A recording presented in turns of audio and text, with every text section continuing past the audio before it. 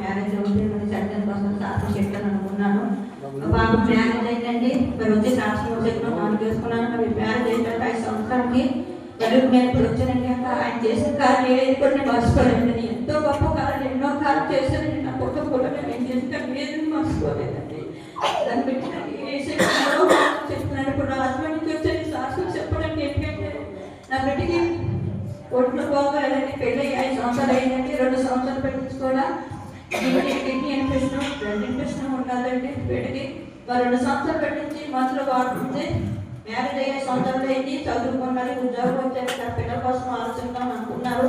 ఉద్యోగం చేసిన బిఎస్ఎలో చేస్తుంది. కానీ ఒంట్లో కూడా పాడైంది. 2 సంవత్సరాలు పెట్టించి అప్పుడు మళ్ళీ లేదమ్మా పెళ్ళి 5 సంవత్సరాలు అయింది. ఇంకా గర్భాలు కూడా రాలేదు, ఒంట్లో బాగోలేదు.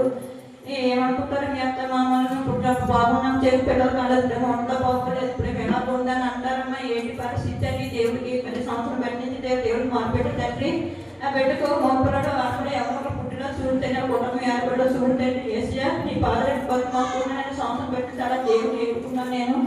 మరి ఆ ఇన్ఫెక్షన్ కూడా పోయిలో చూడండి. మరి దేవుడు కిడ్నీ ఇన్ఫెక్షన్ ఉండాలంటే ప్రభావ మరి లోపల మరి నీరు పోసుకుంటే మన పిల్లలు లోపల నా పిల్లలు ఎలా ఉంటాడో ఏ రోజు తండ్రి ప్రభావ నీకు చెప్పుకుంటున్నాను అన్నాను తండ్రి.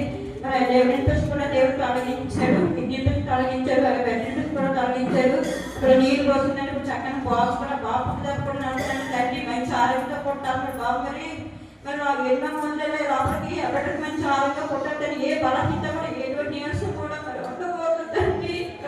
కానీ అదే ఎంతో మొదలుపెట్టుకున్నాను. నేను కొత్తూరు వచ్చి నేను సాక్షి చెప్పుకున్నాను చేసి ఎన్నో కాలం చేస్తూ తండ్రి నా పట్లని నీకు నేను కలుసుకోలేదు. ఈ ప్రాంతం వరకు కూడా ఈ పాలను విడిచిపెట్టేసి చేసి కాలేదు కలుసుకోని చేసి ఎన్నో గొప్ప కాలం చేశాను. లేకుండా చేసి దాన్ని ఎన్నో కృతజ్ఞతలు చెల్లించుకుంటున్నాను తండ్రి. నేను కొత్తూరు రావడం కూడా సాక్షి చెప్పుకోవాలని కొత్తూరు వచ్చే తండ్రి.